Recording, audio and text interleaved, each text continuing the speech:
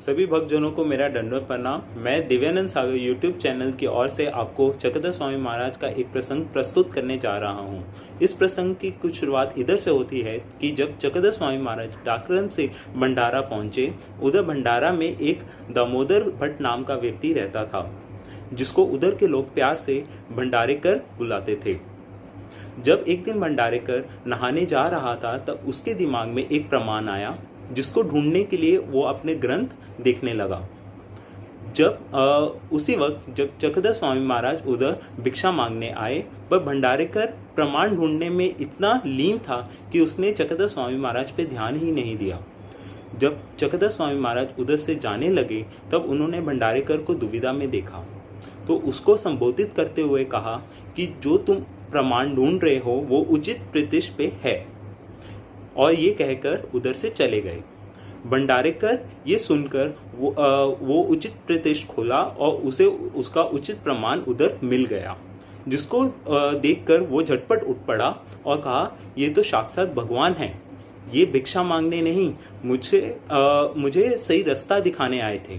जब भंडारेकर की पत्नी ने अपने पति को किसी अनजान सन्यासी के पीछे जाते हुए देखा तो उनसे पूछा कि आप किधर जा रहे हो, आपका पानी बाल्टी में गर्म है, आप नहाने के बाद चले जाना। बट भंडारेकर बोला कि मैं तो जा रहा हूँ। इसको सुनकर भंडारेकर की पत्नी ने कहा कि मैं भी आपके पीछे आ रही हूँ। बट भंडारेकर बोला कि मुझे जहाँ जाना था मैं उधर जा रहा हूँ, तुम पीछे घर का ध्यान रखना।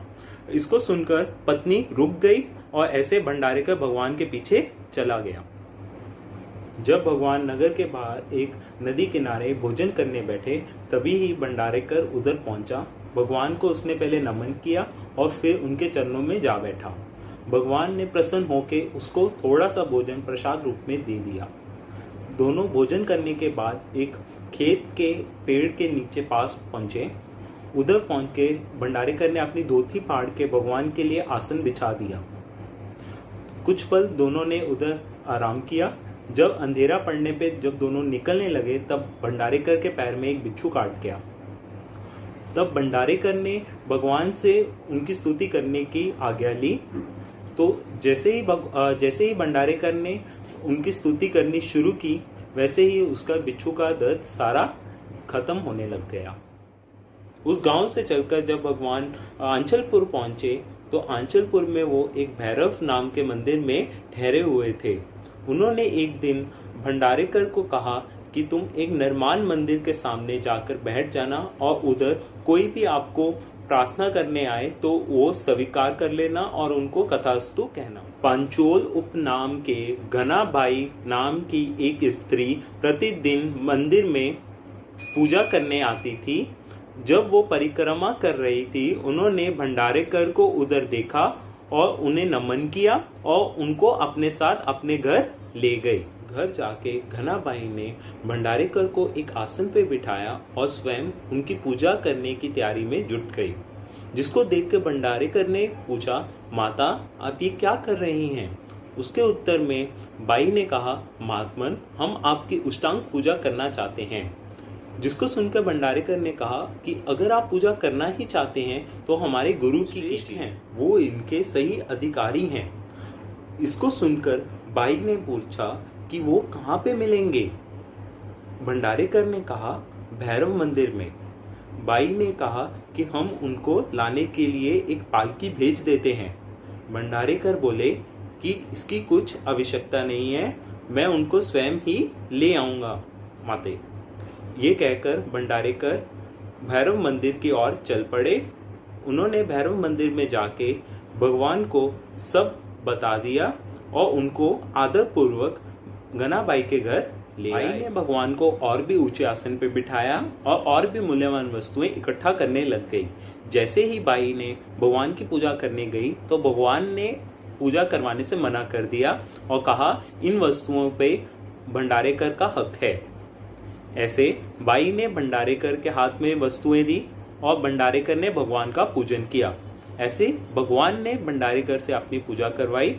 पूजा करने के बाद बाई ने भंडारेकर की भी पूजा की और जैसे ही भगवान पूजा करवाने के बाद जाने लगे तो भगवान ने सब मूल्यवान वस्तुएं बाई को वापस करने लग गए। और जिसके पूर्वक बाई ने कहा कि भगवान, मैं भेंट दी हुई चीज़ें कैसे वापस ले सकती हूँ। भगवान ने कहा, ये हम तुम्हें प्रसाद रूप में दे रहे हैं। और ये कह के सब मूल्यवान वस्तुएं उधर छोड़ के भगवान उधर से चले गए। इसके बाद भगवान और भंडारेकर आंचलपुर गए। जब एक दिन भंडारेकर भिक्षा मांगने जा रहे थे, तब उन्होंने देखा कि एक स्कूल की छत गिरने लगी है। तो वो उधर स्कूल में गए और उधर से सब बच्चों को बाहर निकाल दिया और कुछ ही समय बाद उस स्कूल की छत गिर गई। इस चमत्कार को देख के सब लोगों ने उनकी प्रशंसा करनी शुरू कर दी।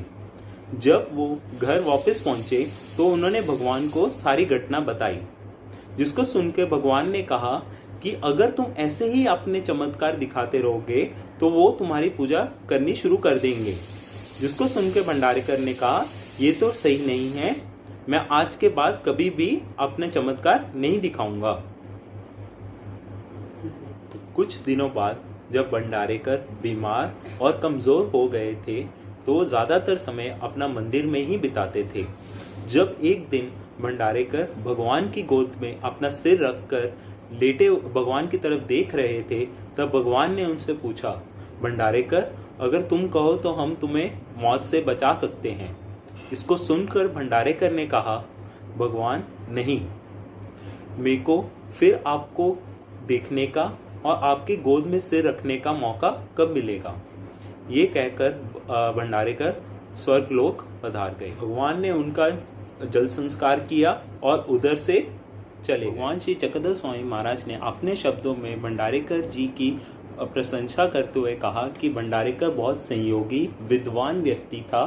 वो लगन पूर्वक 16 साल भगवान की पूजा सेवा करता रहा। उन्होंने अपनी पीठ कभी भी उनको नहीं दिखाई। ये तीर्थ अभी भी नांदेड़ में है। मैं अपने प्रसंग का ख़त्म ये कह के करना चाहूँगा कि हम सबको भंडारेकर जी के जैसा भगवान का प्रेमी बनना चाहिए। जय श्री कृष्ण।